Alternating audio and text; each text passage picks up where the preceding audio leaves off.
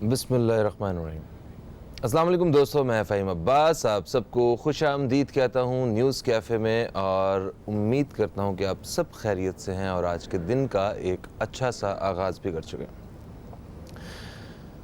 दोस्तों, आप जानते हैं कि किसी भी कौम की तरक्की का दारोमदार नौजवान नस्ल पे होता है, और अगर उस कौम या मुल्क के नौजवान वो बाशऊर हैं और एक पढ़े लिखे नौजवान हैं, तो फिर इस बात की ज़मानत है कि वो बहुत जल्द वो कौम और वो मुल्क तरक्की की रफ्तार में और ज़्यादा तेज़ी लाने वाला है। पाकिस्तान का नौजवान क्या कर रहा है? अगर हम पढ़े लिखे नौजवानों की बात कर रहे हैं तो ये सिलसिला किताब से शुरू होता है, और किताब से हम लोग अगर कुछ सालों का सफ़र देखा जाए तो हम काफ़ी दूर आ चुके हैं। आज हमारे यहाँ किताब पढ़ने की वो सारी जो एक आदत थी, उसकी जगह मोबाइल फ़ोन ने, टैबलेट ने और इंटरनेट ने ले लिए।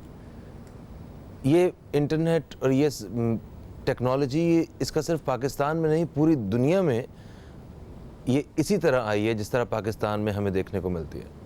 मगर वहाँ किताब पढ़ने की आदत नहीं छूटी। मुझे याद है कि मैंने यूरोप के मुख्तलिफ़ ममालिक का सफ़र किया, और वहाँ पे मैंने लोगों को ट्रेन में बैठे सफ़र करते हुए, बस में या जहाज़ में सफ़र करते हुए मैंने उनको उनके सामने टैबलेट या फ़ोन खुले हुए देखे। मगर फ़र्क सिर्फ़ इतना था कि वो वहाँ पे किताबें पढ़ रहे थे। और आग पलटने की आवाज़ें ख़त्म हुई, मगर किताबें पढ़ने की आदतें ख़त्म नहीं हुई। हमारे यहाँ जो हमारा बचपन था, बचपन में जिस तरह हम गैर निसाबी किताबें, कहानियों वाली किताबें पढ़ा करते थे, आज बच्चे वो किताबें नहीं पढ़ते हैं। आज नौजवानों में मेरा वास्ता ऐसे लोगों से भी पड़ता है जो जिन्हें कभी स्क्रिप्ट अगर दिया जाए या कुछ लिखी हुई इबारतें दी जाएं तो वो कहते हैं इसे रोमन में लिख दीजिए, एक्चुअली उर्दू मुझे नहीं आती। और उर्दू बोलने वाले को कमतर भी समझा जाता है कुछ जगहों पे, जो कि हमारी कौमी ज़ुबान है और जो हमारा फ़ख्र है। सुनने में आता है कि आज से 30-40 साल पहले जिस तरह लोग आज सेलिब्रिटीज़ का वेट करते हैं और इनके पीछे जाते हैं, इसी तरह एक इतना ही एहतराम और इतनी ही मोहब्बत वो शुरा के साथ भी की जाती थी। किसी भी मुशायरे या ऐसा कोई इवेंट जहाँ पे कोई शायर आ रहे होते थे तो लोग दीवानों की तरह उनकी तरफ लपक रहे होते थे। आज सूरत हाल थोड़ी सी मुख्तलिफ है।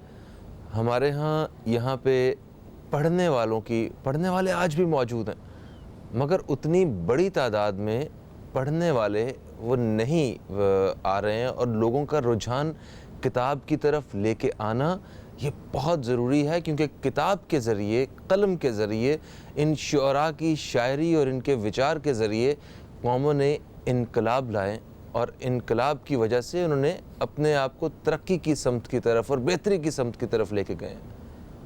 आज हम इसी हवाले से बात करेंगे कि नई नस्ल की किताब से और शायरी से दूरी, इसके पीछे क्या वजह है, और हम किस तरह जो हमारे नौजवान हैं इनको किताबों की तरफ वापस राग़िब कर सकते हैं। मेरे साथ जो मेहमान मौजूद हैं, मैं सबसे पहले जो मेरे साथ मेहमान मौजूद हैं मैं इनका तारुफ़ करवाऊँगा। ये बेसिकली एक शायर हैं, लिखारी हैं, मुसन्निफ़ हैं 3 किताबों के, और इसके साथ साथ ये रेडियो प्रेजेंटर भी हैं। हमारे साथ मौजूद हैं मकसूद वफ़ा साहब। हम आपको खुश आमदीद कहते हैं। अस्सलाम वालेकुम। तस्लीमात, कैसे हैं आप? अल्लाह का शुक्र, आप सुनाइए। अल्हम्दुलिल्लाह बिल्कुल ठीक ठाक। Thank you so much for coming. हमारे दूसरे मेहमान जो कि शायर हैं, ये भी 3 किताबों के मुसन्निफ़ हैं और इसके साथ साथ इनका एक इशाअती इदारा भी है वर्राक के नाम से।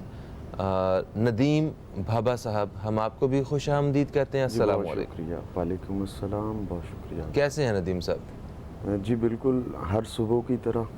हर सुबह की तरह। नया मुझसे पूछा जाए आप कैसे, मैं भी कहूँ हर सुबह की तरह नींद में। जी बिल्कुल ऐसे ही है। जी जी अच्छा मकसूद साहब, सर आप क्या समझते हैं कि क्या इस वक्त नौजवान नस्ल किताबों के साथ उतनी ही जुड़ी हुई है जिस तरह आज से 2 या 3 दहाइयाँ पहले थी? नहीं, मेरा ख्याल है उस तरह से नहीं जुड़ी हुई। जब आप ये गुफ्तगू कर रहे थे कि हमारी नई नस्ल जो है वो स्विच ओवर कर गई है मोबाइल और सोशल मीडिया और इंटरनेट पे जो एक्टिविटीज़ हैं उनकी तरफ, तो ज़ाहिर है चेंज तो एक आती है। और मैं ये सोच रहा था कि कहाँ ख़राबी पैदा हो गई है असल में ख़राबी कहाँ से पैदा हुई है। तो सबसे पहले जो बात मेरे जहन में आती है वो घर है। हाँ, जहाँ से बच्चा सीखता है, पहला जो इंस्टीट्यूशन है उसका।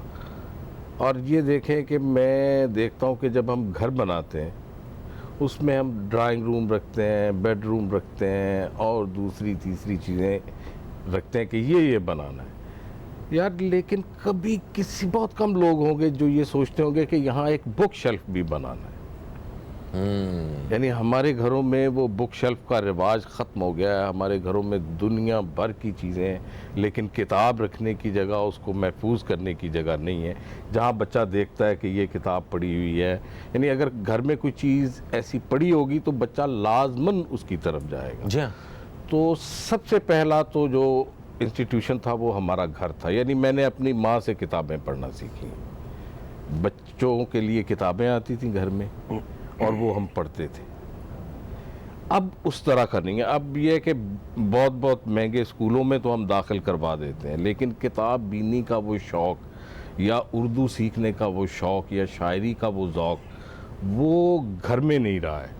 सबसे ज़्यादा प्रॉब्लम ये है। देखिए, ऐसी सूरत हाल में तो हम ना तो इकबाल की सोच का फ़ायदा उठा सकेंगे, ना हम बुल्ले शाह की सोच का फ़ायदा उठा सकेंगे। जब हमें उन शुअरा को पढ़ने में ही दिलचस्पी नहीं होगी या हमसे हम पढ़ेंगे तो हमें समझ ही कुछ नहीं आएगा, तो फिर किस तरह हम पूरी कौम जो है ज़ाहिर है वो बेहतरी की सीखा तरफ नहीं है ना। जाएगी। हाँ, वो चीज़ें ये सिर्फ डिक्शनरियाँ मतलब नहीं समझाती हैं। आपका जो पूरी सराउंडिंग है, जो आपका अतराफ़ है, वो आपको एजुकेट कर रहा होता है। बिल्कुल सही है सर। इसी के साथ ही एक वक्फे की तरफ बढ़ेंगे। वक्फे से वापस आते हैं तो हम नदीम भाभा साहब से भी इसी हवाले से बात करेंगे। कहीं मत जाइए, न्यूज़ कैफ़े देखते रहिए सिर्फ अब तक पर।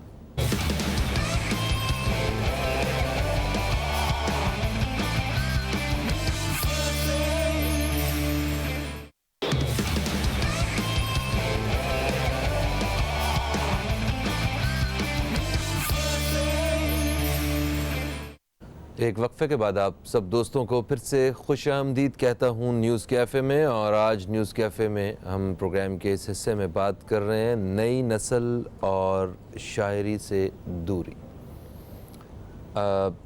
मकसूद भाभा साहब हमारे साथ, मकसूद वफ़ा साहब और नदीम भाभा साहब हमारे साथ मौजूद हैं। अच्छा नदीम साहब, जैसे वक्फे से पहले बात हो रही थी मकसूद साहब से, उन्होंने अपने ख़यालात का इजहार किया कि किस वजह से आज नौजवानों में किताबों से दिलचस्पी का रुझान जो है ये कम होता जा रहा है।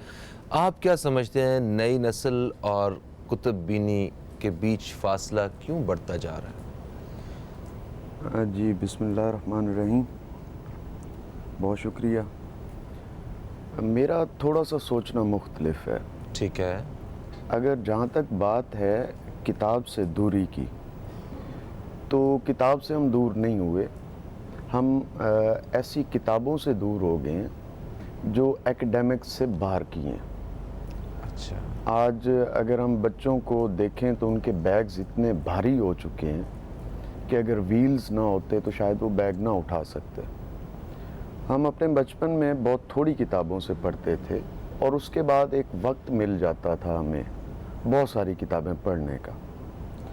अच्छा, मुताले का जहाँ तक शौक़ है, असल बात मेरे ख्याल में ये है, तो अब बतौर मुसलमान तो हमारी सुबह का आगाज़ भी मुताले से है। वो मेरे ख्याल में हम जो अपने आप को पढ़ा लिखा कहते हैं वो शायद अपनी सुबह का आगाज़ मुताले से नहीं करते, लेकिन वो जो दूर देहातों में कोई शख्स बैठा है वो आज भी अपनी सुबह का आगाज़ कुरान के मुताले से करता है। अब आपने फरमाया, आप बात कर रहे थे कि डिवाइसेस का दौर है, तो मैं इसको भी थोड़ा सा हमें चीज़ों को कबूल करना चाहिए। हम चीज़ों से लड़ना शुरू कर देते हैं, हमें उन्हें कबूल करना चाहिए। डिवाइस भी किताब ही की एक सूरत है जो इंसानियत के शायद 4 से 5% लोग कबूल कर चुके हैं और 90 से 95 लोग अभी उस बहस में मुब्तला हैं कि क्या डिवाइस किताब को रिप्लेस करेगी या किताब डिवाइस को रिप्लेस करेगा, व्हाटएवर। आपने फरमाया कि यूरोप में हर कोई मुताला करता है, हमारे भी मुशाहिदे की बात है कि वो अगर 10 मिनट का सफ़र करते हैं तो उसमें 8 मिनट मुताला करते हैं अपने बैठ कर। अच्छा, वहाँ किताबें भी पॉकेट साइज़ की हैं और वहाँ के कोट्स में स्पेशली एक पॉकेट रखी जाती है जो बुक पॉकेट है।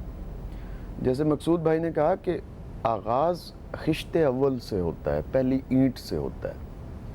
उन्होंने अपने घरों में लाइब्रेरीज़ रखी हैं, एक कॉर्नर्स रखे हैं, मैंने देखे हैं घर उनके, जहाँ लाइब्रेरीज़ हैं, बुक शेल्फ्स हैं, और हत्ता कि अपने लिबास में भी उन्होंने किताब की जगह रखी है। सो जब स्पेस मौजूद होगी, कमरे का कोई हिस्सा जब खाली होगा तो या आप वहाँ तस्वीर लगा देंगे या बुक शेल्फ बना देंगे। बुनियादी तौर पर हम जो दूर होते जा रहे हैं, जो खौफनाक बात है, वो हम फ़िक्र से दूर होते जा रहे हैं। हम सरमायादाराना निज़ाम के चक्कर में इस तरह मुब्तला हो गए हैं कि हम अपने बच्चों को उस किस्म की किताबें पढ़ा रहे हैं जिनके बदले कल को उनकी रोज़ी का कोई मामला तय हो या वो कमा सकें। सो उन किताबों में वो बच्चे इतने मसरूफ़ हो गए हैं कि उनके पास एक्स्ट्रा टाइम नहीं है कि वो किताबें खेलें। और आजकल जो गेम्स आ गई हैं, एकेडमिक्स में गेम्स भी शामिल हो चुकी हैं, वो लर्निंग का एक बहुत अच्छा तरीका है। मेरे बच्चे हैं, मैं उनसे सीखता हूँ। नई जनरेशन को हम नसीहतों के अंबार में कहीं उनको समझना भूल जाते हैं। अब आज वो ट्यूटर नहीं रख रहे और यूट्यूब से सारा कुछ सीख रहे। जी हाँ। आई वॉज शॉक्ड कि मेरा छोटा बेटा, उसने हारमोनियम सीखी है फ्रॉम यूट्यूब। अरे वाह। और इस वक्त तो बड़ी अच्छी हारमोनियम बजाता है। इसी तरह मेरे बड़े बेटे ने एकेडमी छोड़ दी है, दोनों HSN में पढ़ते हैं, और एकेडमी उन्होंने छोड़ दी है और वो यूट्यूब से लेक्चर देखते हैं। सो कहीं ना कहीं कुछ बेहतर हो रहा होता है, वो हमारी आंख से ओझल हो जाता है।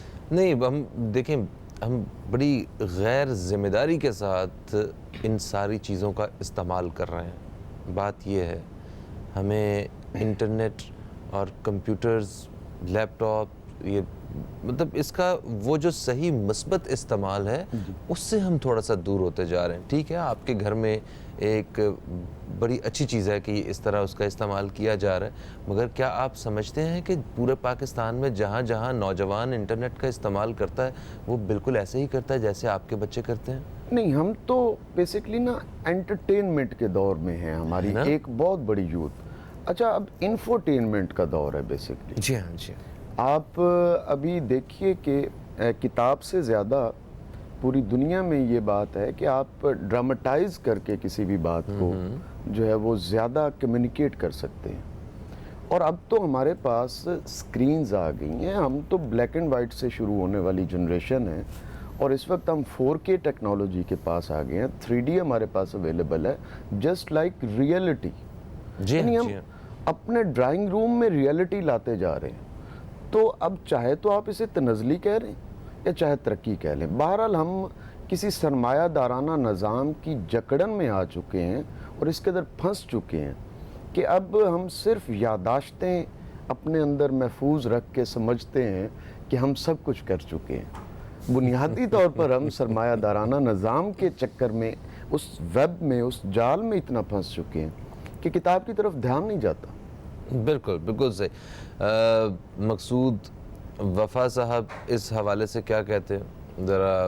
अभी ये बातें बड़ी अच्छी हुई हैं, दिलचस्प बातें हुई हैं। इसमें कोई शक नहीं है कि हम अपने स्कूल के लिए जो बच्चों के कांधों पे किताबें लाद देते हैं, अच्छा वो तालीम है जिसका ताल्लुक़ इस दुनिया से है, तरबियत से उन किताबों का कोई ताल्लुक़ नहीं है। मैं ठीक है। श्योर कहता हूँ कि उस तरबियत नहीं हो रही है।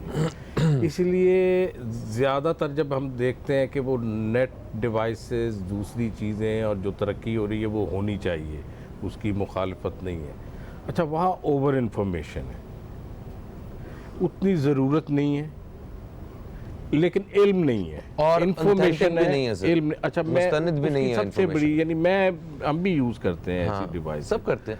अच्छा जब उसको यूज़ कर रहे होते हैं तो मैं एक चीज़ तलाश करने जा रहा हूँ, मुझे रास्ते में इतनी चीज़ें मिलेंगी कि मुझे पता चलेगा कि मैंने सिर्फ उसको ढूंढने का आगाज़ किया था, बाकी का टाइम तो मैंने इधर उधर लगा दिया जी उस हाँ। पे। और आपको नहीं पता चलेगा कि आप कोई स्टेटस लगाने जाते हैं, आप उसमें ही 2-3 घंटे।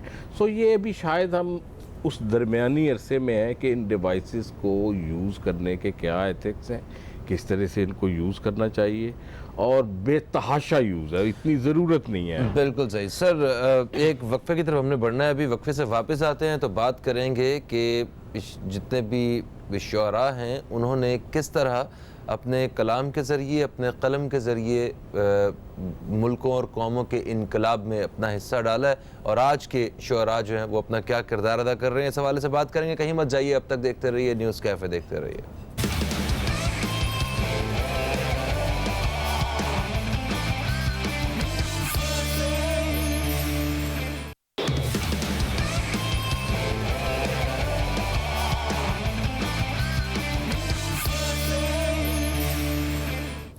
एक वक्फे के बाद आप सब दोस्तों को फिर से खुश आमदीद कहता हूँ न्यूज़ कैफ़े में। नई नस्ल की किताब और शायरी से दूरी के हवाले से आज हमने एक छोटी सी नशिस्त रखी है कि यहाँ बातचीत करते हैं। आप दोस्त भी हमारे आज के इस प्रोग्राम और इस मौजू का हिस्सा बन सकते हैं। उसके लिए आपको कॉल करना है। कॉल करने के लिए हमारा नंबर है 0213512345 इस पर रब्ता करके आप जो है हमारे आज के इस प्रोग्राम का हिस्सा बन सकते हैं। कुछ कहना चाहते हैं, कुछ पूरी कौम से कोई बात करना चाहते हैं तो अपने अल्फाज को जो है वो अपनी हमारे इस प्रोग्राम के ज़रिए आप एक बड़ी आवाज़ दे सकते हैं। अच्छा जी, मकसूद साहब जी सर, शायर का एक माशरे में क्या किरदार होता है, माशरे की बेहतरी में क्या किरदार होता है, ज़रा इस हवाले से कुछ फरमाइएगा। शायर का जो किरदार है वो सबसे पहले तो वो उस सच्चाई को कबूल करना है और उसको रिवाज देना है जिसकी सोसाइटी आदी नहीं होती है। मसलन इकबाल ने अपने दौर में क्या किया, आपने वो जो हमारी सच्चाइयाँ थी जिसकी तरफ हम तवज्जो नहीं कर रहे थे, बुनियादी तौर पर जो हमारे मसाइल थे, वो ज़रूरत थी कि कोई आदमी उसको सामने लेके आता, ख़ास तौर पर मुसलमानों के जो हालात थे उस वक्त, और जिस तरह से इकबाल सोचते थे, दिल के अंदर वो महसूस करते थे कि किस तरह से तब्दील किया जाए इसको। तो वो एक मुख्तलिफ तरह से उन्होंने अटैम्प्ट्स की, मतलब बांगे दिरा से बाले जिब्रील तक आते आते उन्होंने जिस तरह से उसमें उन्होंने ना सिर्फ इस कौम की तरबियत की बल्कि मैं समझता हूँ दानिश्वरों की भी तरबियत की। इन लोगों की तरबियत होना भी बेइंतहा ज़रूरी है कि क्या हमें ज़रूरत है, किस तरह से हमें आगे बढ़ना है। और वो आगे बढ़ते बढ़ते आपने देखा कि उनका एक ख्वाब पाकिस्तान की सूरत में हमने ताबीर किया, और सिर्फ पाकिस्तान में नहीं, ईरान, टर्की, यानी यहाँ तक उनके असरात हैं अभी भी। शायद मैं समझता हूँ कि इकबाल को माना यहाँ ज़्यादा जाता है, पढ़ा दूसरे मुल्कों में ज़्यादा जाता है। तो ये कुछ चीज़ें हमारी इस तरह से हुई। फिर आपने ख़ास तौर पे जो जिक्र किया बात के जो शोरा हैं, इसी तरह से फैज़ साहब को देख लीजिए कि शायर के यहाँ जो फ़िक्री निज़ाम है, जब तक वो आला तरीन और सच्चाई पर मबनी नहीं होगा, वो तब्दीली नहीं आ सकती है। वरना इस शहर में, कराची में जहाँ हम बैठे हैं, रोज़ तकरीबात होती हैं 3-3, 4-4, लेकिन उनसे कोई तब्दीली नहीं आ रही है। क्यों नहीं आ रही है भाई? क्योंकि इतने मेरा ख्याल है कि शायर अदा- तो अपना किरदार अदा कर रहे हैं, अदारे आगे नहीं, शायर भी उस तरह से नहीं उस कर तरह रहे। से नहीं। मैं आप ना हमारे अदारे उस तरह से कर रहे हैं, ना हमारे शायर मोस्टली मैं आपको जो शायर करते हैं वो पता चल जाता है। यानी जॉन एलिया ने एक किरदार अदा किया जी आपने, हाँ। और किस तरह से उनकी पेनिट्रेशन है। मैं नहीं समझता हूँ कि उनकी किताब को लोगों ने नहीं पढ़ा होगा, या मैं नहीं समझता हूँ। मैं ये कहता हूँ कि किताब को नुकसान पहुँचाने में खुद लिखने वालों का भी हाथ है। कितना स्क्रैप छाप रहे हैं। आज से 30 साल पहले शहरों की हालत देखें, कितनी किताबों की दुकानें थीं और आज कितनी हैं, कितने पब्लिशर थे और आज कितने हैं। आपके इस शहर में ये थे 30 साल पहले इतने पब्लिशर, कहाँ जा रही हैं वो किताबें? छप रही हैं ना, लेकिन उन्हें कोई क्यों पढ़े किताब को? सबसे पहली तो ये बात है। ये भी मैं आपको ये नहीं है कि हमारे राइटर पे बहुत जिम्मेदारी आयद होती है। हमारा राइटर जो है वो जो उसके इश्यूज़ हैं इस सोसाइटी के, उनसे बिल्कुल बेखबर है, और अदारे जो हैं वो भी इसी तरह से काम करें। मसलन सबसे पहले तो वो अदारे जो ऐसे हैं वो सियासी तौर पर ही किसी के कब्ज़े में आ जाते हैं। ऐसे लोग उस पे आ जाते हैं, उसकी इंतज़ामात में भी, उनको चलाने में भी, जिनका अदब से कोई ताल्लुक़ नहीं होता। सही। सर एक कॉलर हमारे साथ है, इन्हें शामिल करते हैं, जी, यहीं से बिल्कुल। गुफ्तगू शुरू करेंगे। अस्सलाम वालेकुम जी, कौन है हमारे साथ? वालेकुम सलाम फ़हीम भाई, लाहौर से राना लियाकत बात कर रहा हूँ। क्या हाल है? ठीक है आप? राना लियाकत साहब, मैं बिल्कुल ठीक ठाक, आप बताइए, आप खैरियत से हैं? हाँ अल्हम्दुलिल्लाह। अपने तमाम मेहमान जो तशरीफ़ फरमा हैं उन्हें भी सलाम पेश करता हूँ। वालेकुम अस्सलाम। वालेकुम सलाम। जनाब क्या कहेंगे? हाँ फ़हीम भाई, बड़ी खुशी हुई कि आज शायरी के ऊपर आपने एक मौजू रखा, और बड़ी बदनसीबी ये कि हम शायरी से बहुत दूर होते चले जा रहे हैं। तो ये एक बहुत बड़ा फुकदान है, और समझ में नहीं आ रहा कि हमारे पाकिस्तान में जो अच्छे अच्छे शोरा थे, कुछ तो दुनिया से चले गए, जो मौजूद हैं भी तो वो कुछ इस तरफ आ नहीं रहे। पता नहीं क्या रुझान हो रहा है, और जो किस तरफ नहीं आ रहे? उनमें भी कोई ऐसे शायर पैदा नहीं हो रहे अच्छा। जो हमारे मुल्क के लिए या एक अच्छी सोच लेकर सामने आए। जबकि मैं खुद भी छोटा मोटा एक शायर हूँ, कोशिश करता रहता हूँ। रेडियो पाकिस्तान लाहौर में भी मेरे गीत गजल आज भी मौजूद हैं। तो मेरा कहने का मकसद ये कि शायरी से हम दूर हो रहे हैं, ये हमें दूर नहीं होना चाहिए। और शायरी के ऊपर ना कोई प्रोग्राम किए जाते हैं, चाहे चैनल हो या रेडियो हो। तो मेरा कहने का मकसद ये, मेरा पैगाम ये है कि शायरी के ऊपर प्रोग्राम होने चाहिए, नए शायरों को आगे आना चाहिए, हमारे मुल्क कौम के लिए अच्छी जो है ना शायरी की जाए। जैसे मिसाल के तौर पर मैं अर्ज करूं, मैंने भी बच्चों के लिए लिखा कि एक गीत लिखा कि मेरी कौम के सब बच्चों सुनो, लिखो और पढ़ो, सब आगे बढ़ो। ठीक है, अच्छी बात है। Thank you so much Rana साहब, बहुत शुक्रिया आपका। आपने इस हवाले से अच्छी बात जो है वो ऐड की इसमें। सर तो मैं एक और बात, ये भी उन्होंने एक अहम बात की है कि हमारे जो टीवी चैनल हैं, कितने टीवी चैनल्स पे आप अदबी प्रोग्राम करते हैं? ये हम आ गए, आपकी मेहरबानी, आपने बुलवाया और इस मौजू पे गुफ्तगू आपकी की है। मेहरबानी, आप आ गए इस हाँ, मौजू पे लेकिन बात मैं करने। ये कहता हूँ कोई एक अदबी प्रोग्राम का मुझे बता दें। कुछ गवर्नमेंट के चैनल्स हैं, अच्छा वहाँ पे कौन लोग आते हैं? वहाँ पे जो सच्चा अदीब है उसके तो रास्ते ही आपने तंग किए हुए हैं, वो कुछ कह नहीं सकता है, आप उसकी कुछ सुनने के मुतहम्मिल नहीं हैं। जो प्राइवेट चैनल्स हैं उनकी तरजीहात कोई और है। तो ये सारा कुछ कलेक्टिवली ख़राब है, सिर्फ शायर का कसूर नहीं है।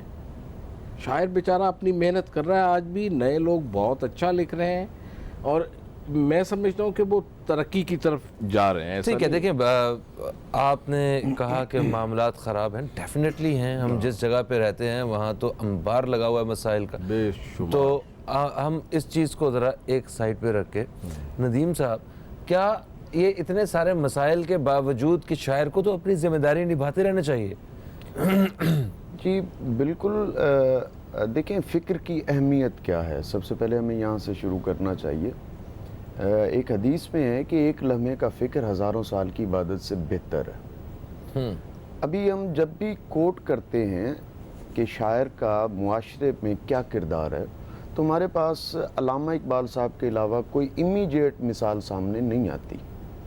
अच्छा, अब अल्लामा इकबाल साहब, उर्दू में भी अल्लामा इकबाल साहब हैं, और ऐसी शख्सियात सदियों में जाके सदियों पैदा में होते हैं, हम पैदा- ढूंढ भी नहीं legends, सकते कि हम जी। हर दहाई में एक इल्लामा हाँ। इकबाल ढूंढ लें। अब हर वक्त आप शायरों से क्या एक्सपेक्ट कर रहे हैं? सबसे पहले बिल्कुल। आज मार्केटिंग का दौर है, शायरों की मार्केटिंग कितनी हो रही है आप जानते हैं, बहुत अच्छी तरह जानते हैं चीज़ों को।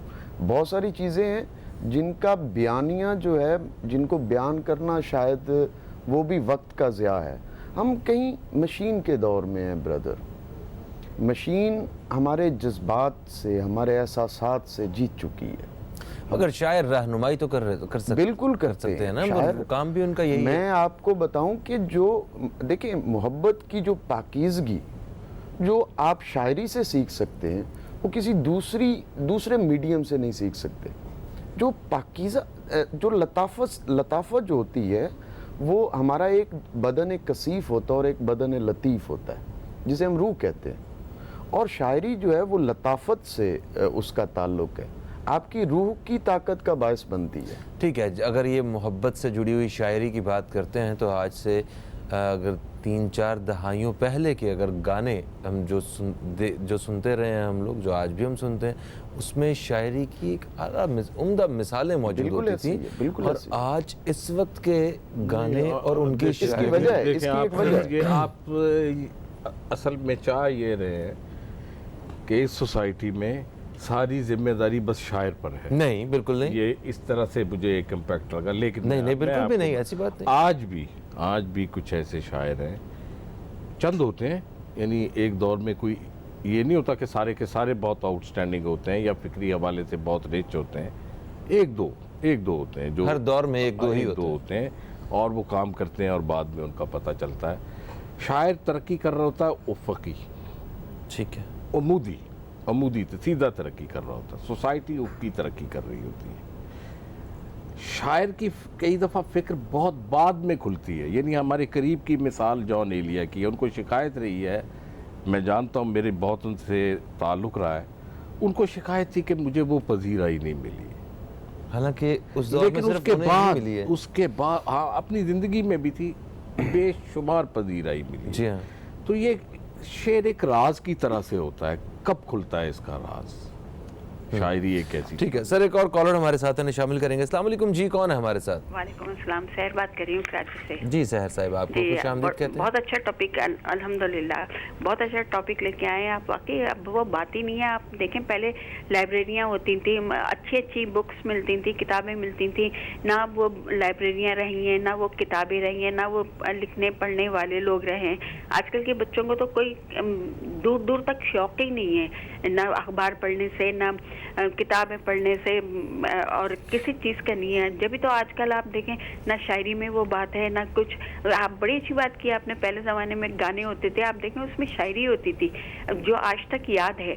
और लेकिन आजकल तो शायरी का दूर दूर तक कोई ताल्लुक ही नहीं है, इतनी कोई अच्छे शायर ही नहीं है। अब आप देखें, वरना पहले अहमद फराज को ले लें, अहमद फैज़ को ले लें, गालिब हैं, सब हैं, बहुत अच्छे अच्छे नाम हैं, लेकिन आजकल तो कोई है ही नहीं। ठीक है, शुक्रिया सहर साहिबा, बहुत शुक्रिया। एक वक्फे का वक्त है, वक्फे से वापस आते हैं तो इसी हवाले से मज़ीद बात करेंगे अपने मेहमानों के साथ। कहीं मत जाइए, अब तक देखते रहिए न्यूज़ कैफ़े, देखते रहिए।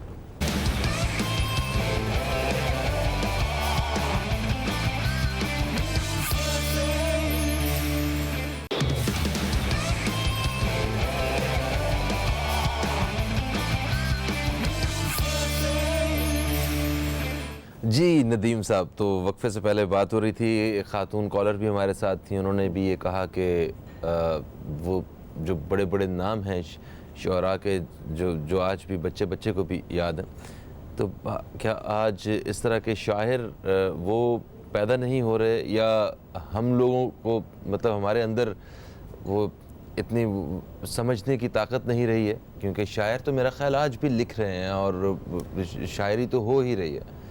जी, मैं मोहतरम हमारी कॉलर थी, मैं उनकी बात को ज़ाहिर रद्द तो नहीं कर सकता एहतराम के बायस, बाकी उनकी बात में से एक अंदाज़ा मुझे हुआ है कि वो शायद आजकल मुताला वो भी कम कर रही हैं। देखिए, शेर हो रहा है क्योंकि शेर जो है वो इल्हाम से जुड़ा हुआ है और खुदा की तरफ से, आसमान की तरफ से इल्हाम नहीं रुकता। सोचें हमारी बाहर से आती हैं। शेर हो रहा और बहुत अच्छा हो रहा, और मैं ये समझता हूँ कि कहीं कहीं कभी कभी ये ख्याल आता है पढ़ते हुए, मैं पब्लिशर भी हूँ, कि शेर आज का जो जदीद शेर है वो उसको पढ़कर बाज़ औक़ात हम सोचने पर मजबूर हो जाते हैं कि आने वाले दौर की जो रवायत होगी वो कितनी मजबूत होगी। आप देखें, हम ग्लोबलाइजेशन का इस वक्त हिस्सा हैं। इस वक्त हम सिर्फ कराची में नहीं बैठे, हम पूरी दुनिया में बैठे हैं। इस कमरे से हम पूरी दुनिया से बात कर रहे हैं, तो उसमें कल्चर अभी मिक्स होना है और मिक्स नदीम साहब, इंतहाई माजरत, हमें ताज़ा तरीन खबरों से आगाह करना है, इसलिए हमें एक दफ़ा फिर से वक्फे की तरफ बढ़ना होगा। दोस्तों कहीं मत जाइए, अब तक देखते रहिए न्यूज़ कैफ़े, देखते रहिए।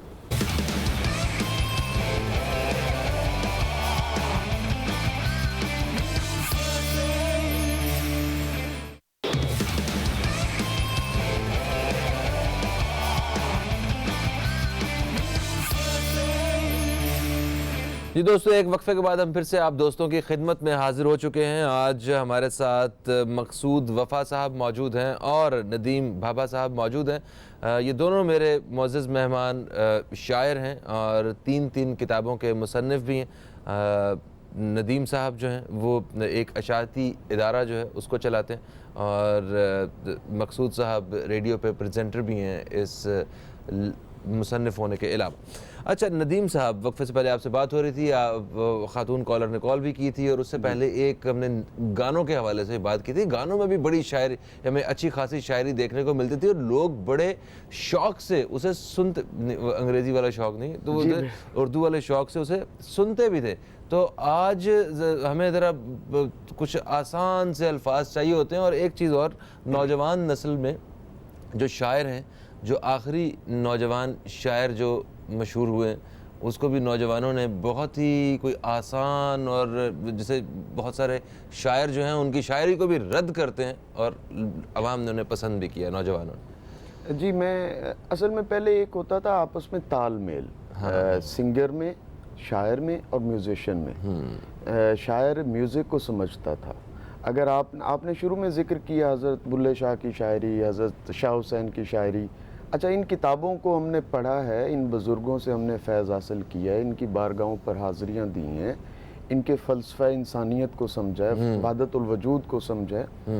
तो इनकी अगर आप शाह हुसैन साहब की किताब उठाएं ना काफ़ियों की, एक तो हम सुनकर, तो ऊपर लिखा हुआ होता है कि काफ़ी राग भैरवी, काफ़ी राग मारवा, काफ़ी, मतलब ये वो उनका मौसीकी के साथ ताल्लुक़ था। हाँ। और आज का तो फिर वन मैन आर्मी का एक कॉन्सेप्ट आ गया है। मौसीकार, वो सिंगर शायर भी खुद है और वो म्यूजिशियन भी खुद है, और लूप्स आ गई हैं अब तो। क्या मतलब, अच्छा हो के सुन भी खुद ही लिया कर। हाँ वो अच्छा, पहला सामे भी खुद है। हाँ बिल्कुल सही। चले खैर, ये हो रहा है, लेकिन जिस तरह से हम डिस्पोजेबल चीज़ें नहीं आ गई हैं। एक गाना आया, थोड़ी देर के लिए सुना, वो उम्र कम हो गई गाने की। उम्र वो इसीलिए है ना कि आप कंसल्ट ही नहीं करते हैं एक उस आदमी से जो वो काम जिसका वो काम है, जिसका काम है वो। आप खुद ही धुन बना रहे हैं, खुद ही गाना लिख रहे हैं। हैरत की बात है ये। यदि वो कॉलर हमारे साथ है, शामिल करते हैं। अस्सलाम वालेकुम जी, कौन है हमारे साथ? अस्सलाम वालेकुम फ़हीम साहब, मुनीम बंगश बात कर रहा हूँ हंगू से।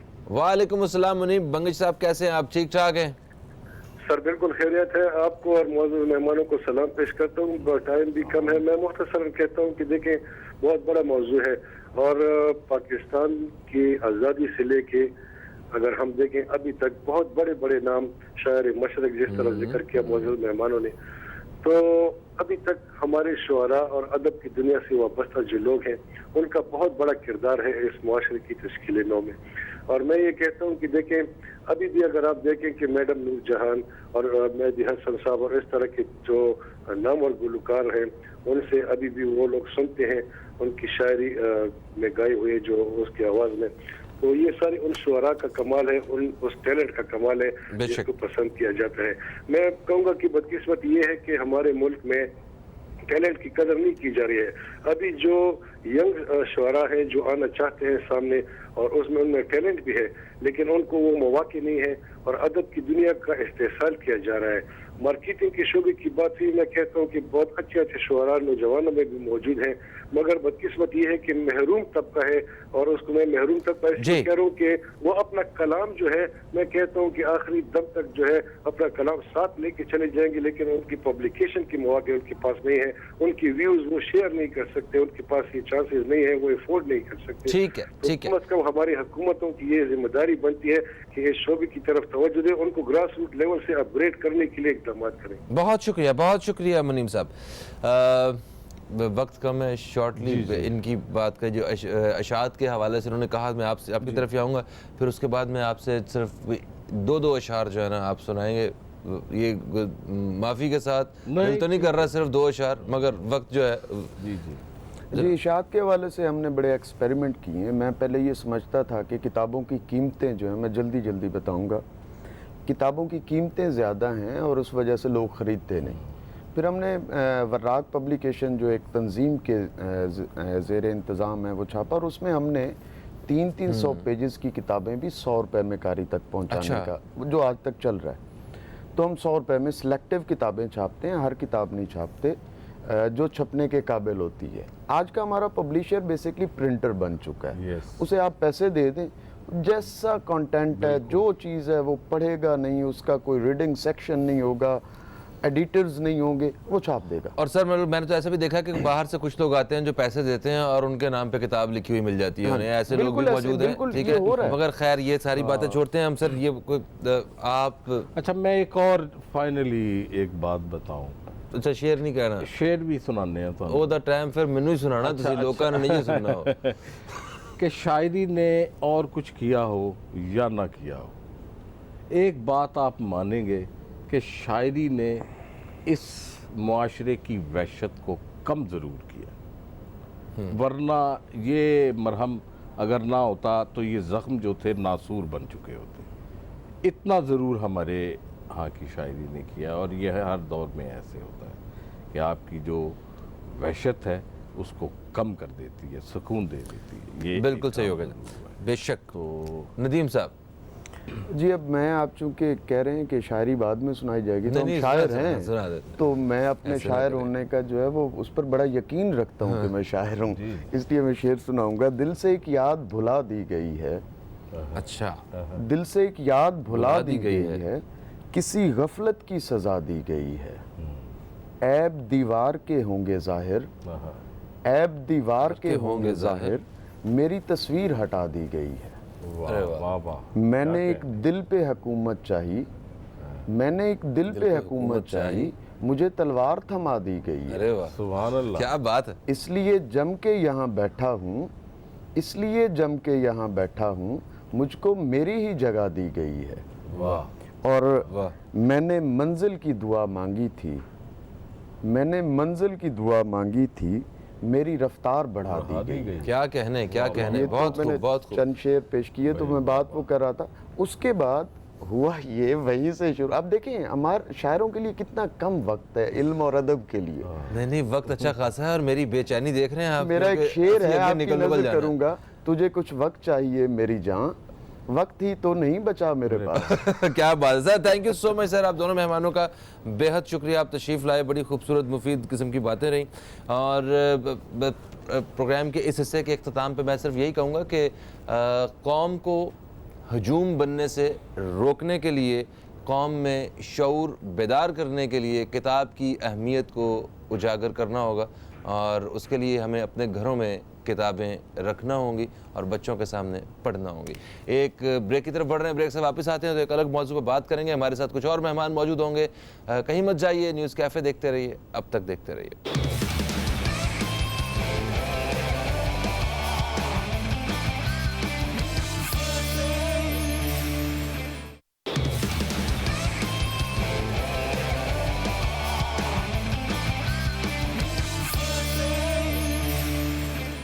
Welcome back. अब देख रहे हैं न्यूज़ कैफ़े, मैं हूं फ़हीम अब्बास। प्रोग्राम के दूसरे हिस्से में हम दाखिल हो चुके हैं और यहां हम एक और मौजू पे बात करेंगे। जितने भी बच्चे होते हैं उन सब की ख्वाहिश, जब बहुत सारी ख्वाहिशात होती हैं, एक ख्वाहिश उनकी ऐसी होती है जो तकरीबन सब में मुश्तरक है। बच्चे ट्रेन पे सफ़र करना चाहते हैं, उनसे वो अक्सर सवाल भी करते हैं कि क्या दूसरे अपने दोस्तों से, बच्चों से, कि क्या तुमने कभी ट्रेन पे सफ़र किया है? हाँ, हमने किया था। तो जो एक आध दफ़ा का ट्रेन का सफ़र उनके लिए यादगार और ज़िंदगी भर के लिए एक याददाश्त बन के रह जाता है।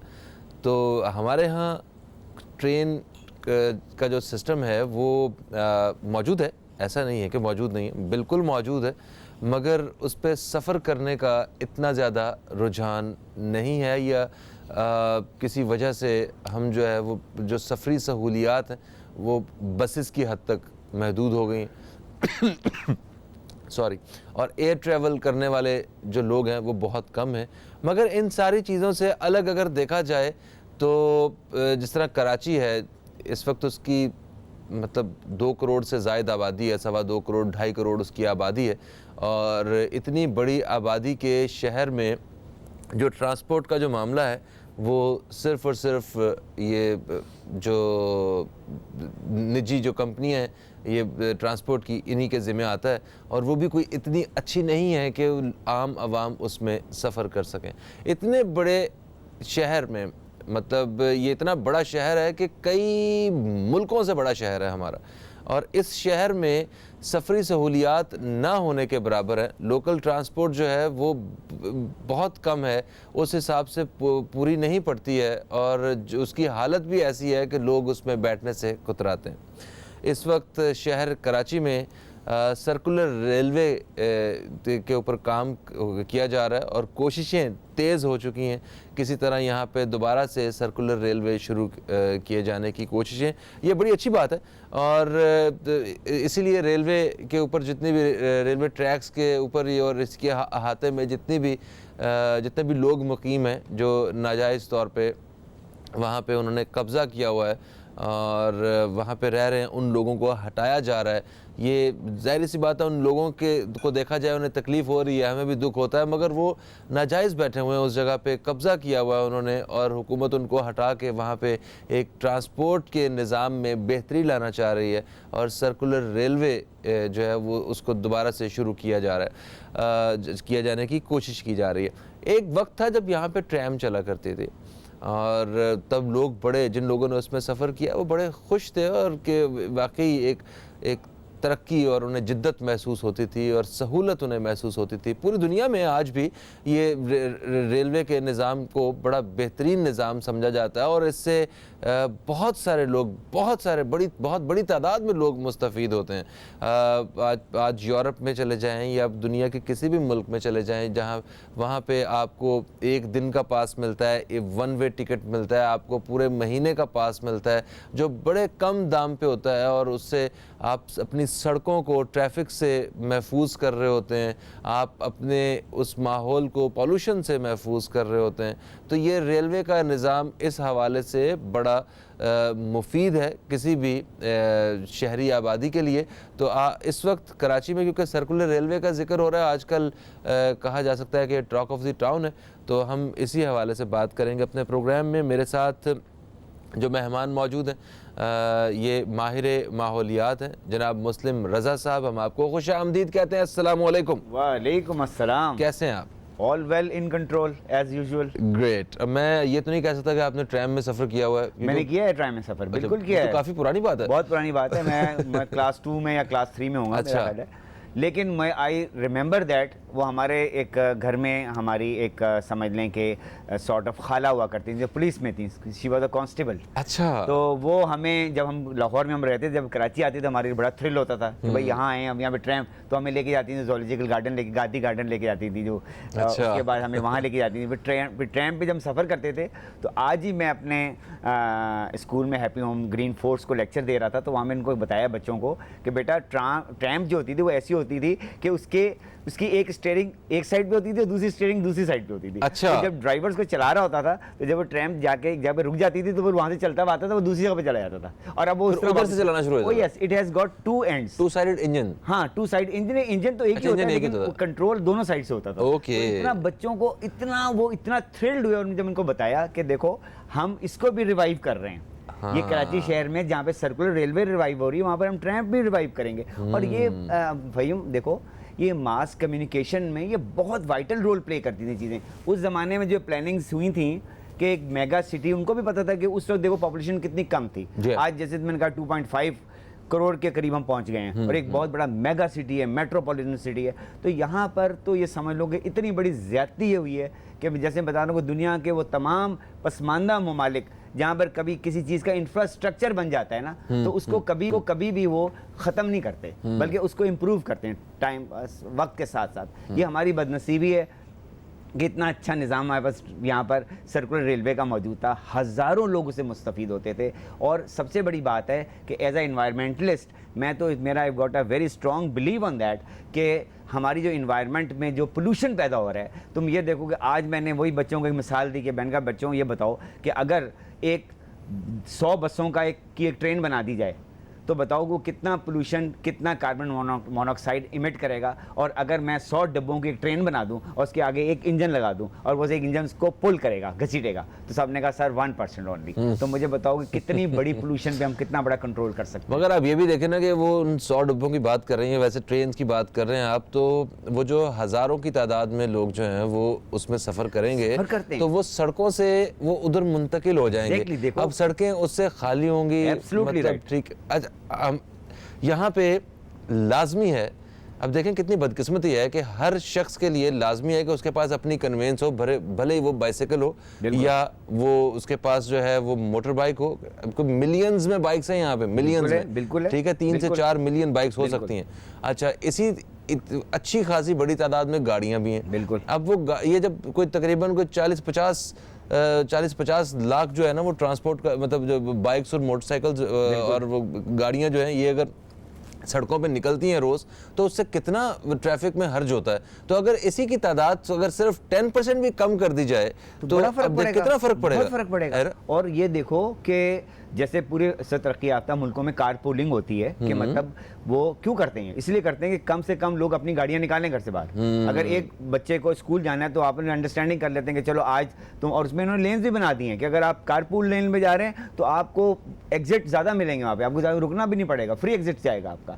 तो ये देखो, ये तमाम चीज़ें जो बड़े बड़े थिंक टैंक बैठ के इसकी प्लानिंग करते हैं, वो क्यों करते हैं? उनको पता है कि आने वाला जो ज़माना है उसमें आबादी भी बढ़नी है, ट्रैफिक भी बढ़नी है, पोल्यूशन भी बढ़नी है। तो जब हमारे पास अल्लाह ने हमें इतना अच्छा मीन दिया, बता देखो फहीम अब्बास, ये इनकी सारी इंफ्रास्ट्रक्चर बनाना कोई आसान काम नहीं होता। जी हाँ, सर्कुलर रेल, अब मुझे इतना दुख होता है कि इनको मैंने एक रैकी की थी तो मुझे इतना दुख हुआ कि मैं देखा कि ट्रेन की पटरी चल रही है, एक साइड की पटरी दबी हुई है मिट्टी से, और एक साइड की पटरी उठी हुई है उसके ऊपर। तो क्या है मतलब, तो वो ट्रेन की पटरियों के ऊपर जो लोगों ने घर बनाए हुए हैं वो इंक्रोचमेंट है सारी। मैंने सुना है पेट्रोल पंप भी बने हुए हैं, 2 पेट्रोल पंप चल रहे हैं बड़े मजे धड़ल्ले से, और वो भी रेलवे की अपनी उन्होंने रिलीज करके दिए हैं। तो अब ये देखो इसको क्या होगा। लेकिन मैं आज भी कहता हूँ कि मैं पूरी उम्मीद इसलिए हूँ कि देखो जो पिछला ज़माना है, फिर मैं कहता हूँ ब्लेम गेम पे मैं बिलीव नहीं मैं करता, लेकिन क्या है कि अब now it's a high time कि एक प्रोग्रेसिव पाकिस्तान को हम देख रहे हैं और पूरी दुनिया की नज़र है हमारे ऊपर, पूरी दुनिया की। सही है। अच्छा, क्या ऐसा इन लोगों को अंदाज़ा नहीं था कि दोबारा ये ट्रेन शुरू हो जाएगी? कुछ मेरा ख्याल है उम्मीद ख़त्म हो चुकी थी। बात ये है कि बात तो सच है मगर बात है रुसवाई की। हाँ, ये जो माफिया है फहीम अब्बास, ये तो तुमसे पता है ना कि ये सारा ये पूरा ये डिज़ाइन, पूरा ये गेम था, डिज़ाइन था। क्योंकि हमारे पास अगर सर्कुलर रेलवे चल रहा होता तो गवर्नमेंट के एक्सचेकर पे पैसा जा रहा होता। हाँ। और पैसा वहाँ जाता तो इसका मतलब है कि वही पैसा फिर हमारी डेवलपमेंट पे खर्च होता। अब हुआ ये क्या, वो पैसा जो है वो प्राइवेट पार्टियों की जेब में जाना शुरू हो गया। तो उससे आप की सिटी की या कंट्री की डेवलपमेंट तो नहीं हो सकती ना। हाँ, एक आदमी खुद मिलियनर बनता जाएगा, अमीर से अमीर बन जाएगा, लेकिन लोगों को फैसिलिटीज़ नहीं मिलेंगी। फिर मैं एक बात हमेशा कहता हूँ कि जो ट्रेन का सफ़र है ना, इसमें जैसे तुमने कहा कि तुम्हें बचपन में याद होगा, हम जब ट्रेन में जाते थे तो हम एक हमारे थ्रिल होता था ज़बरदस्त किस्म का, और वो याद हमें याद रहती थी। एक कंफर्टेबल जर्नी होती है ट्रेन की। देखो बस पे आप बैठते हो, you can not walk on that, you can not roam around. आप ट्रेन में बैठते हो, you can roam around, it has got everything in that. यानी अगर आपको, अब टॉयलेट भी उसके अंदर मौजूद है, उसमें आपको चीज़ें सर्व करने वाले भी आ रहे हैं, आपको खा भी रहे हैं, आप रिलैक्स भी कर रहे हैं। इवन इट हैज़ गॉट, मैं सर्कुलर की बात नहीं कर रहा, मैं कराची अपने पूरे मुल्क की बात कर रहा हूँ, उसकी ट्रेनों में आप सो भी सकते हैं, सब कुछ है। तो ये एक बड़ा लग्जरी और बड़ा आरामदेह सफर है, आरामदेह सफर है। जी हाँ, बस की निस्बत बहुत बड़े मासेस को केटर करता है। सबसे बड़ी बात ये है, इतनी बड़ी तादाद में कौन सा लोकोमोटिव केटर करेगा, और उसके अलावा सस्ता भी है, और सस्ता। ठीक है, तो ये इसमें बहुत सारे फवायद हैं। एक वक्फे का वक्त है जी, वक्फे से वापस आते हैं तो मजीद इसी हवाले से बात करेंगे। आप दोस्तों की कॉल्स भी शामिल करेंगे, कहीं मत जाइए, अब तक देखते रहिए न्यूज़ कैफे, देखते रहिए।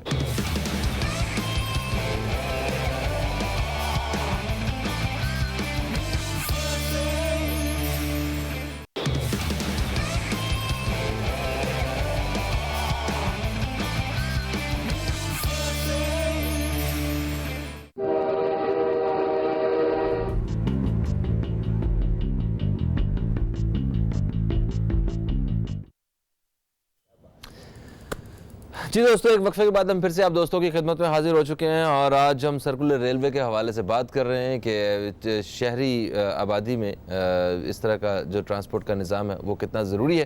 और हमारे साथ मौजूद हैं मुस्लिम रज़ा साहब, जो कि माहिर माहौलियात हैं, और अभी भी हमें ज्वाइन किया है हमारे एक और अज़ीज़ मेहमान हैं, सोशल वर्कर हैं, जनाब शुजात बरनी साहब। आपको खुश आमदीद कहते हैं, कैसे हैं आप?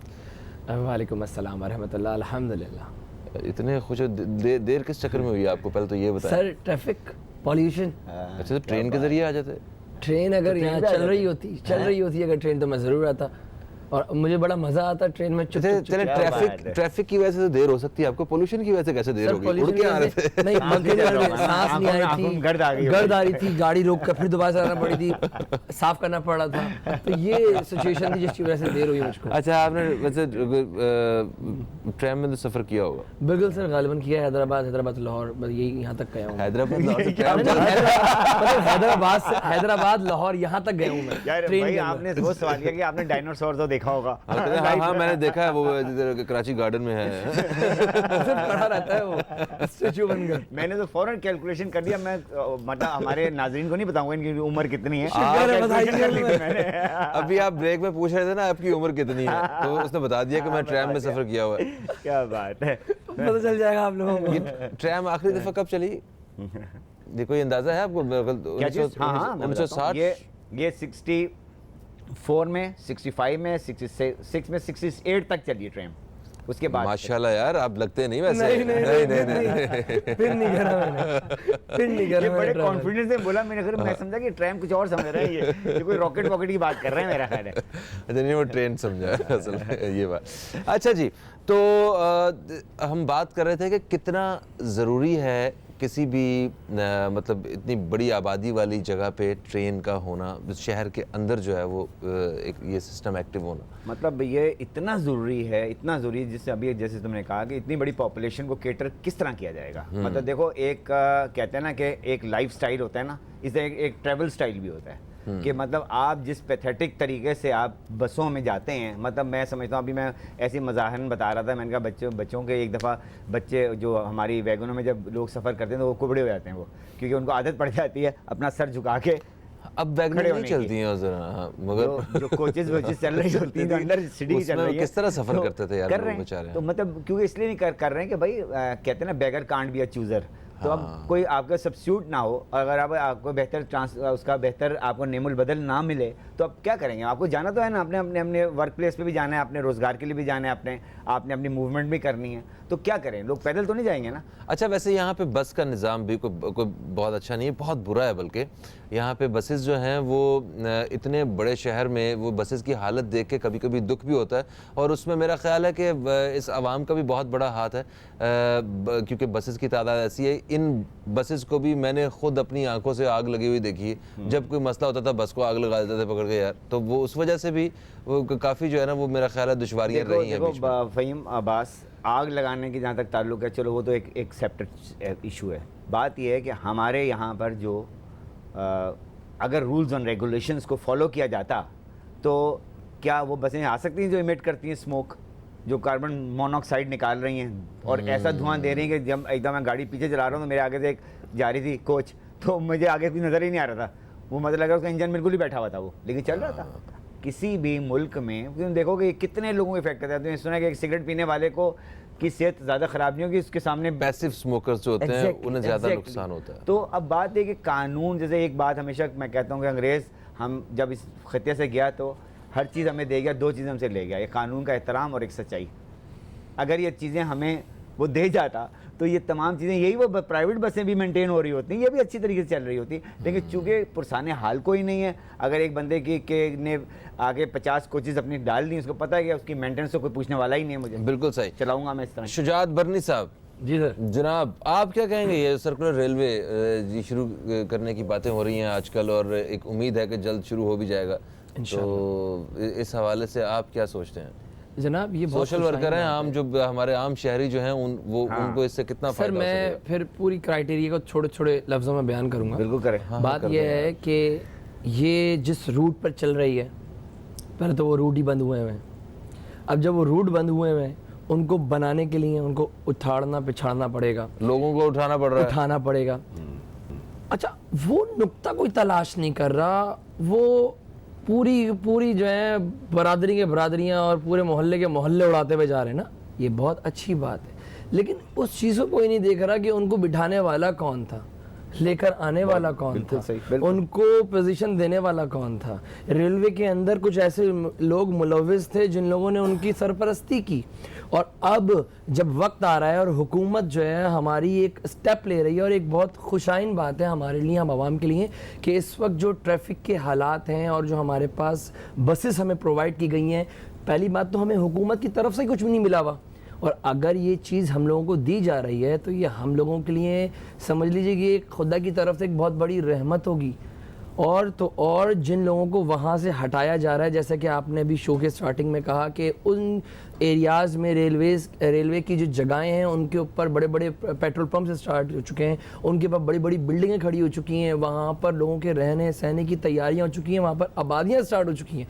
अब मेरा ये सवाल है कि जिस गरीब ने या जिस मज़दूर बेचारे ने वहाँ पर टुकड़ा टुकड़ा जमा कर कर पैसा पाई जमा कर कर जब उस चीज़ को खड़ा किया होगा, मोहब्बत के साथ अपने घर की सेज सजाई होगी, तो मुझे ये बात बताइए, जब ये लोग यहाँ पर आएंगे और सर्कुलर देके जा रहे हैं, तब वो लोग कहाँ थे सर? देखिए मेरी बात सुने, हमेशा इसी बात पर जो है आपकी बात सही है, मगर एक इख्तिलाफ भी है मुझे आपसे। सर बिल्कुल करें आप। मेरी बात सुने, आप एक जगह ऐसी हो जो सरकार की जगह, ठीक है, जिसको खरीदा नहीं जा सकता, आपको इस बात का अच्छी तरह अंदाजा है, आपने आके वहाँ पे आपने रहने का, आर्जी तौर पे रहने का बंदोबस्त किया, ठीक है, आप एक ऐसी मुआशी हालत में है कि आप उस नई कोई जगह खरीद सकते, आपने वहाँ पे आके आपने रहने का आर्जी तौर पे बंदोबस्त किया अपना, और फिर देखा कोई आ नहीं रहा और आपने उस पर बनाना शुरू कर दिया, उसे पक्के मकान बना लिया उसके ऊपर, ठीक है, तो इसमें आप जब पक्के मकान बन रहे थे तो डिपार्टमेंट सो रहा था, सर देखें, सैलरीज नहीं मिल रही, मेरी एक मिनट बात सुने, गवर्नमेंट की प्रॉपर्टी है, एक ऐसे कोई मुलाजिम आता है आके वो आपको कहता है कि तू मुझे पैसे दे, इधर रहना शुरू कर दे, एक चौकीदार आता है वो कहता है तू रहना यहाँ पे, तो अब आप वहां पे रहना शुरू, आपके पास मालिकाना हुकूक हो जाएंगे। अच्छा सर, आपको सिर्फ बात सुने, उसने जो करप्शन भी की है ना, उस शख्स ने जो भी कर रहा था रेलवे से, कहीं से भी, किसी भी इदारे से, उसका सिर्फ ये था कि ठीक है हम आपको पूछेंगे नहीं, आप आर्जी तौर पे रह जाए, उनका गिरबान पकड़ना है अभी बस, और उनका गिरबान पकड़ना चाहिए। देखो मैं जो चीज गलत है वो गलत है, उन्होंने उस जगह पर जो कब्जे किए, देखो एक चीज वो बिल्कुल ना जाए, उन्होंने गलत बिल्कुल ना जाए। मुझे ये बताओ कि ये विशेष सर्कल जो है एंड कहाँ पर होगा? आज हम ये सोच रहे हैं कि जी वो जो उन्होंने कब्जे कर लिए हैं, हम उनको ने वो तो गरीब लोग थे, उन्होंने कब्जे कर लिए हैं, उन्होंने तो अपनी सारी जितना उनका पास मता थी, जितना उनका पास पैसा था, उन्होंने अपने घर में लगा दिया है, वो बात फैक्ट है। लेकिन बात ये है कि क्या इस पर अमल दरामद अब नहीं करेंगे तो कब करेंगे फिर? मतलब देखो, एक दफ़ा उन तमाम लोगों को मैसेज मिलना बहुत ज़रूरी है कि आइंदा से वो 100 दफ़ा ये सोचेंगे कि आज ये जगह जो हम ले रहे हैं, ना इसकी कोई लीज है, ना इसका कोई डॉक्यूमेंट है, ये किसी और ये गवर्नमेंट की अराजी के ऊपर कब्जा की हुई जगह है, तो वो they will not go for that deal. चले सर, आप जेब से जब भी पैसे खर्च करते हैं, कोई चीज़ खरीदते हैं, आप कभी ज़िंदगी में कोशिश करेंगे कि जिसके कोई डॉक्यूमेंट्स ना हो, कोई मालिकाना हुकूक ना हो, आप मालिक हो ही ना, आप ऐसे ही कब्जे की ज़मीन के पैसे देंगे, आपको भी खरीदेंगे? मैं मानता हूँ ये बहुत गलत है, तो मैं समझ नहीं आप पा रहे उस गलती को पहले देखें। लेकिन एक ऐसे इंसानियत के नाते यार, जिनके पास घर के लिए छत नहीं है, या तो चलो ठीक है गलत किया ना इस बंदे ने, या उस बंदे ने अनऑथराइज वहां पर रह रहा है, तो उसको अल्टरनेट तो कोई जगह दी जाए ना सर। मेरी तो हमेशा यही अपील रहती है। देखिए, आपने गलत किया है और आपके साथ गलत सजा हो रही है, सजा मिल रही है। बात सुन लें, सजा मिल रही है। आप अगर गलत करेंगे तो आपको सजा उसकी मिलेगी, यहाँ मिल रही है, वो कुदरत सजा मिल का रही है इंसाफ उनको, भी है। मिल रही है उनको। लेकिन बात यह है कि फ़हीम अब्बास, ये भी हकीकत है कि कितने लोग हैं जिनको डॉक्यूमेंट्स का पता है, पता ही नहीं चलता। मतलब आज पढ़े लिखे लोगों को नहीं पता कि डॉक्यूमेंट पढ़ा कैसे जाता है, बड़ी-बड़ी जगहों को जो है चूना लगा के बेच दिया गया सर, जानते नहीं। लेकिन हम बहरहाल बात कर रहे हैं रेलवे की, उन्होंने जो ट्रैक्स बनाए हैं, इस चीज को समझ करते हैं, उन लोगों को पकड़ना चाहिए जिन लोगों ने फैसिलिटेट किया है। और नंबर 2, जितने हमारे शहरी, हमारे बहन भाई, पाकिस्तानी बहन भाई जो मुतासिर हो रहे हैं, उन लोगों का कोई ना कोई बंदोबस्त करना चाहिए। कहीं ना कहीं जो है, बिल्कुल ठीक है। एक कॉलर हमारे साथ है, शामिल करते पता नहीं किसकी दुआ किसकी बददुआ लग गई। चलो गलती है उन लोगों की, कॉलर शामिल करने में ब्रेक आ जानी बीच में रास्ते में। अस्सलाम वालेकुम जी, कौन है हमारे साथ? वालेकुम अस्सलाम, रियाज खान बोल रहा हूँ। फ़हीम साहब कैसे हैं आप लोग? मैं ठीक हूँ रियाज खान साहब, जल्दी से बता दीजिए क्या कहना चाहते हैं, वक्त बहुत कम है हमारे पास। बस मैं बहुत देर से इंतजार कर रहा था, मुझे थोड़ा सा टाइम दे दीजिएगा। ये जो रेलवे के बारे में आज आप बात कर रहे हैं, बड़ा जबरदस्त है। मैं छोटा था तो मुझे याद है कि मैं अपने बड़े भाई के साथ जो सिटी स्टेशन तक वो जाते थे, वहां से टावर पे जॉब के लिए जाते थे। तो जब मैं छोटा था, उनके साथ ट्रेन में सफर करता था, तो एक फैमिली की तरह सारे बैठे हुए होते थे। कोई क्या गेम खेल रहा है, कोई लूडो खेल रहा है, कोई ताश खेल रहा है, एक दूसरे से दुख दर्द आपस में बांटते थे, कोई मसले मसाइल, फिर कोई धुआं नहीं, कोई वो नहीं। और बड़ा जबरदस्त। और भाईजान, मुझे याद है कि भाईजान पूरे 1 महीने का पास लेते थे, कभी कभी लेट होते थे तो चलते में भी चढ़ जाते थे। तो इससे फायदा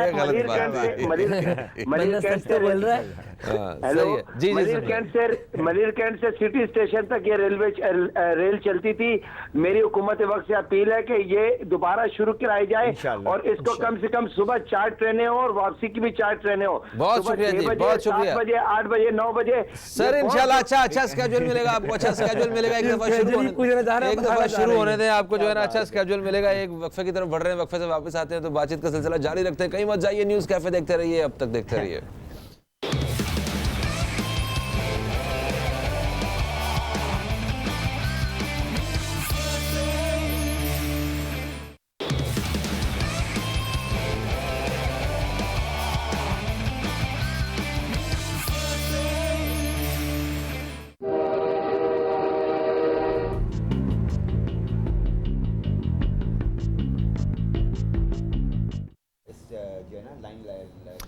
एक वक्फे के बाद आपको फिर से खुश आमदीद कहते हैं न्यूज़ कैफ़े में। और आज हम बात कर रहे हैं सर्कुलर रेलवे के हवाले से। और हमारे साथ मुस्लिम रज़ा साहब मौजूद हैं, माहिर माहौलियात हैं। और हमारे साथ मौजूद हैं शुजात बरनी साहब, जो कि एक सोशल वर्कर।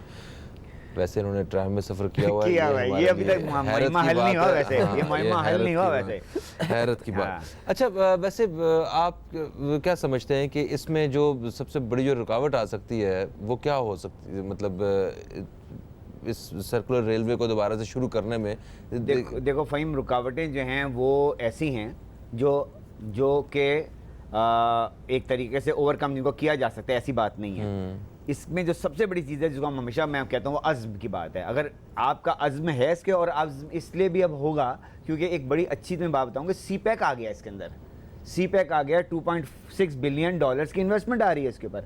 तो वो तो आने से पहले वो हमारी चीज़ों को लाइन अप देखना चाहते हैं, सब चीज़ें सेट हो यहाँ पर। तो उन्होंने तो इसको शामिल इसीलिए किया है कि वो चाइना चाहता है कि यहाँ पर जो है सर्कुलर रेलवे बहाल हो, क्योंकि उनको तो यहाँ पर जो कमर्शियल एक्टिविटीज़ चाहिए, तो उस हिसाब से सारी चीज़ों को अब लाइन अप देखना चाहते हैं वो। बिल्कुल सही। सर मेरे साथ लाइन पे मौजूद हैं सीनियर तजियाकार हैं कर्नल रिटायर्ड असद महमूद साहब। सर अस्सलाम वालेकुम। वालेकुम सलाम, कैसे हैं फ़हीम साहब? मैं बिल्कुल ठीक ठाक हूँ, आप कैसे हैं सर? अल्हम्दुलिल्लाह बिल्कुल ठीक, फर्स्ट क्लास। सर ये सर्कुलर रेलवे के बारे में क्या कहेंगे, और ये बताइए कि ट्रांसपोर्ट माफिया को कितना बड़ा धचका लग सकता है इससे? बिस्मिल्लाहिर्रहमानिर्रहीम। मैं समझता हूँ फ़हीम साहब कि ये इससे बड़ा बेहतर काम कराची वालों के लिए नहीं हो सकता, जो कि ये मरकजी हुकूमत ने और सर्टली फिर यहाँ की सूबाई हुकूमत ने ये डिसाइड किया है। नेचुरली इसको एक तो उन्होंने हिस्सा बनाया है सी पैक का, बट उससे हट के भी अगर देखा जाए ये 43 किलोमीटर का एक पैकेज है जो कि which deals basically with the mass transit for the Karachi. मुझे आज मैं इस पे खुद ट्रेन पे सफर किया हुआ मैंने, और लेट मी टेल यू बहुत ही खूबसूरत और बड़ा ये सीनिक लगा करता था। मैं I am talking of 80s की मैं बात कर रहा हूँ आपसे, जब ये टोटली इंटैक्ट थी और ये ट्रेन चला करती थी। और ये इसके 2-3 पहलुओं से मैं इसको कहूँगा। देखिए, सबसे पहली बात तो ये कि ओवरऑल आपने जब पूरे मुआशरे को, जिसको कहते हैं ना कि आप अनलॉफुल चीजें करते हुए देखा, तो सबसे पहले जो है वो जद के अंदर ये सर्कुलर रेलवे का एक लिहाज से एरिया आया है। और आप इमेजिन करें कि इसका ऑलमोस्ट कोई 40% एरिया तो सारे खाई गए हैं, वो पटरी तक गायब हो गई है। इंक्रोचमेंट इतनी आगे चली गई, लोगों के हौसले इतने बुलंद हो गए, इंक्रोचर्स के हौसले इतने बुलंद हो गए, बिकॉज कोई लॉट ऑटो को चेक करने वाला नहीं है, जिनकी जिम्मेदारी आती है वो कोई क्लास यहाँ पे बैठा नहीं था चेक करने के लिए। और अब इमेजिन करें कि वो सारे के सारे, बिल्कुल आपने ठीक कहा कि ट्रांसपोर्ट माफिया ने इसके ऊपर आके फिर कब्जा कर लिया। वो लोगों के इंटरेस्ट की बात आती है, बट मैं ये समझता हूँ कि इसको जितनी जल्दी हो सकता है, ये वो तमाम लोग भी, इवन वो जिन्होंने कब्जा किए थे, मेरा ख्याल है ये उनके भी रियलाइज करने का टाइम है कि इससे पहले कि उनके साथ सख्ती हो, उनको खुद ये एरिया क्विट कर देना चाहिए। और जब ये सर्कुलर रेलवे बहाल होती है, हकीकत में मैं आपको बताऊं, it will have a very good impact. ना सिर्फ ये, आप देखिए ना, जो एक ट्रेन के ऊपर 12-14 जब डब्बे लगते हैं, उसके ऊपर एक टाइम पे अगर 3000 लोग सफर कर सकते हैं, उसको कंपैरिजन करें वो जो वैगन्स चल रही हैं, वो मिनी बसें चल रही हैं, वो जो बसें चल रही हैं, वो जो पोल्यूशन ओवरऑल कराची के अंदर ये धुआं फेंकते हैं, ट्रैफिक का निजाम दरम भरम हो रहा है।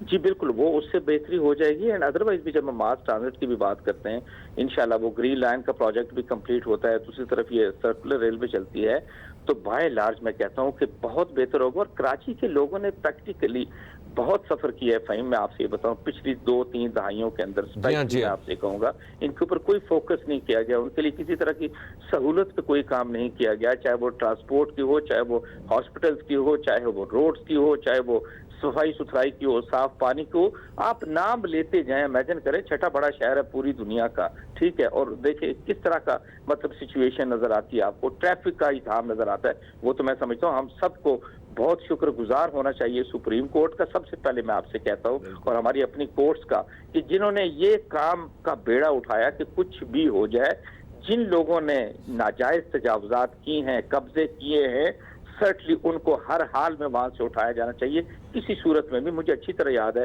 एम्प्रेस मार्केट की अगर आप बात कर ले, बहुत सारे लोग कहते हैं जी कि नहीं वो लोग बैठे थे उनके रोजगार छीन के, बट इमेजिन करें ये किसी मुहज़्ज़ब मुल्क, किसी मुहज़्ज़ब शहर में तो ऐसा इस तरीके से नहीं होता। हाँ, आई वुड सिंपली से कि वो तमाम जगह जहां पर आप समझते हैं कि लोगों के खुदा न खास्ता घरों का कुछ सिलसिला आता है, उनके लिए बिल्कुल सिंध हुकूमत जिस तरीके से काम करने की कोशिश कर रही है, उनके लिए मतबादल इंतजाम जरूर करें, but at the same time I would say कि we don't have to compromise. Why? Because this is the time कि जहाँ पे मेरा ख्याल है हम सारी चीजों को, सारे इदारों को जब हम रीअलाइन करने जा रहे हैं, तो उसी के साथ मैं समझता हूँ सारी चीजों को टेक ओवर करना चाहिए। और जितनी जल्दी हो सकता है सर्कुलर रेलवे का काम जो है वो खत्म होना चाहिए, उसको बहाल होना चाहिए, बिल्कुल बहाल होना चाहिए। सर्कुलर रेलवे मेरा ख्याल है शायद मैं इस्लामाबाद में बैठा हूँ, मेरी सबसे बड़ी ख्वाहिश होगी कि मैं सर्कुलर रेलवे को चलता हुआ देखना चाहता हूँ अपने। क्या बात है सर, जिंदाबाद sir, thank you so much sir, thank you so much. Colonel साहब ने जो बात कही वो मैं 100% बहुत अच्छी बात की। मतलब देखें, हम वो इस्लामाबाद बैठे हैं, वहाँ से बैठे कह रहे हैं मैं चाहता हूँ सर्कुलर रेलवे चले यहाँ। पूरी दुनिया में लोग कहाँ बैठे होंगे। और डेफिनेटली देखें, कराची के जितने भी शहरी हैं उन्होंने बड़ी दुश्वारियां देखी हैं, और हर शोबे में आज भी हमारे पास जो है यहाँ पे पीने का साफ पानी नहीं है।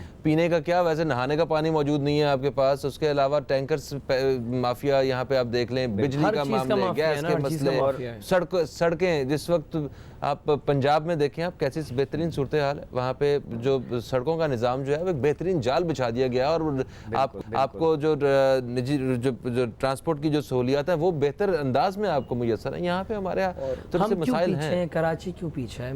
और मैं समझता हूँ अबव ऑल, ये मैं आपको शो के बाद समझाता हूँ, 70% जो शहर रेवेन्यू क्रिएट कर रहा है, पाल रहा है सबको, उसके साथ ये सौतेली माँ जैसा सलूक जो हो रहा है, यार ये तो नहीं, बड़ा मगर दुख की बात मगर बिल्कुल इस वक्त बेहतरी की तरफ है सारा कुछ, हमें बिल्कुल जो है ना बेहतरी अच्छे है। की ओ, उम्मीद याद रखनी नहीं चाहिए, आता, बिल्कुल, बिल्कुल। अच्छे की उम्मीद रखनी चाहिए, ठीक है? थम्स अप, हाँ, थम्स अप। जी, बिल्कुल सही है। भाई ये लीजिए। ट्राम में सफर किया ना। बिल्कुल बिल्कुल बिल्कुल किया है, लेकिन उम्र इतनी नहीं है। अच्छा ठीक है, चलें जी, आप ये बताइए शुजात साहब, आप क्या पैगाम क्या देना चाहते हैं लोगों को, जरा इस बारे में बताएं। बिस्मिल्लाहिर्रहमानिर्रहीम। जनाब, मेरा पैगाम सिर्फ इतना कि अगर ये ट्रेन हमारी ऑनलाइन हो जाती है और ये सड़कों पर आ जाती है तो हम तो पॉल्यूशन से बचेंगे, और जो इस वक्त ट्रैफिक माफिया है, ट्रांसपोर्ट माफिया है, इसके अलावा और दूसरी माफिया हैं, उनसे हम बचेंगे। सुकून से एंजॉय करते हुए अपनी फैमिली के साथ किसी तरह कहीं भी जा सकते हैं हम। और तो और जो इस वक्त माहौलियात को डिस्टर्ब किया जा रहा है, वो माहौलियात को जो है हम और अच्छी तरीके से लेके चलेंगे। ये बात माहौलियात वालों से हम सुनते हैं कि आप क्या कहेंगे? नहीं, माहौलियात मतलब बहुत अच्छा होना चाहिए, बस जो बहुत अच्छा होना चाहिए, बहुत अच्छा, जबरदस्त। थम्स खत्म हो गया। अप टाइम खत्म हो गया, थम्स अप, ओके। तो मैं सिर्फ एक कौम को पैगाम दूंगा कि जो है कभी भी अच्छी चीज़ को देखें जब भी, तो उस पर एक तो डरे ना, और माफिया से ना डरें, इसलिए कि माफिया के दिल बड़े छोटे होते हैं, सबसे बड़ी बिल्कुल बात सही, है। बिल्कुल और सही। दूसरी बात है, एक शेर पढ़ूंगा मैं इस मौके पे, आईन जवां मर्दी हक गोइयो बेबाकी, अल्लाह के शेरों को आती नहीं रुबाई। तो जो सच है वो सच है, जो हकीकत है वो हकीकत है, इससे पर्दापोशी ना करें और अल्लाह पे भरोसा करके उस अमल को कर गुजरें। देखिए बेहतरी बेहतरी है। बिल्कुल सही है। और किसी भी रियासत में इस तरह के जितने भी माफिया और इस तरह के जितने भी मामलात होते हैं, रियासत उनसे बहुत बड़ी होती है, और जब रियासत कुछ करना चाहती है तो सब कुछ जो है वो हो जाता है। मैं अपने मेहमानों का शुक्रिया अदा करता हूँ, आप तशरीफ़ लाए। आपके लिए और कराची की आवाम के लिए बहुत सारी नेक ख्वाहिशात हैं और नेक तमन्नाएँ। अल्लाह करे कि जो काम जो जिस बेहतरी के काम की तरफ जो है ना हाथ डाला है हुकूमत ने, वो बिल्कुल मुकम्मल हो पाया, तकमील तक पहुँचे। फ़हीम अब्बास को और न्यूज़ कैफ़े टीम को दें इजाज़त। आप दोस्तों से फिर मुलाकात होगी, तब तक के लिए खुदा हाफ़िज़। पाकिस्तान जिंदाबाद।